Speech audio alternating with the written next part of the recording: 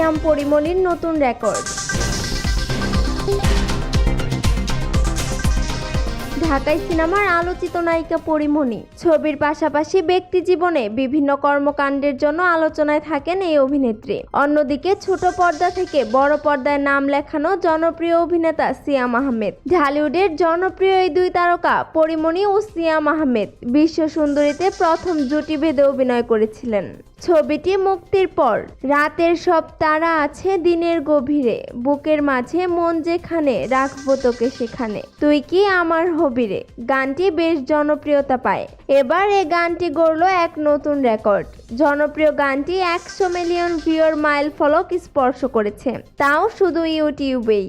প্রযোজনা সংস্থা জানায় 2019 সালের 5 ডিসেম্বর এই গানটি মাছরাঙা টিভি অফিসিয়াল ইউটিউব চ্যানেলে মুক্তি পায়।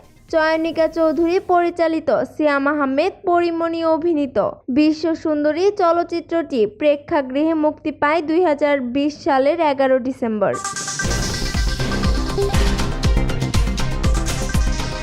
রুম্মান রশিদ খান এর লেখা চলচ্চিত্র বিশ্ব সুন্দরী জাতীয় চলচ্চিত্র পুরস্কারে 2022 সালের শ্রেষ্ঠ চলচ্চিত্র পুরস্কার সহ মোট 8টি পুরস্কার পায়, যার মধ্যে সঙ্গীত বিভাগে একচেটিয়া রাজত্ব করে তুই কি আমার হবিরে গানটি।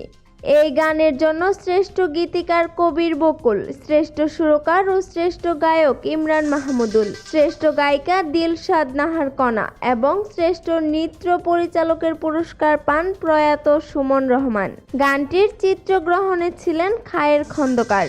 প্রযোজনা সংস্থা নির্বাহী প্রযোজক অজয় কুমার কুন্ডু বলেন, বাংলা সিনেমার গানের একটি ঐতিহ্য আছে, তবে সাম্প্রতিক সময়ে অনেকে বলেন আগের মতো ভালো গান হয় না, হলেও জনপ্রিয় হয় না।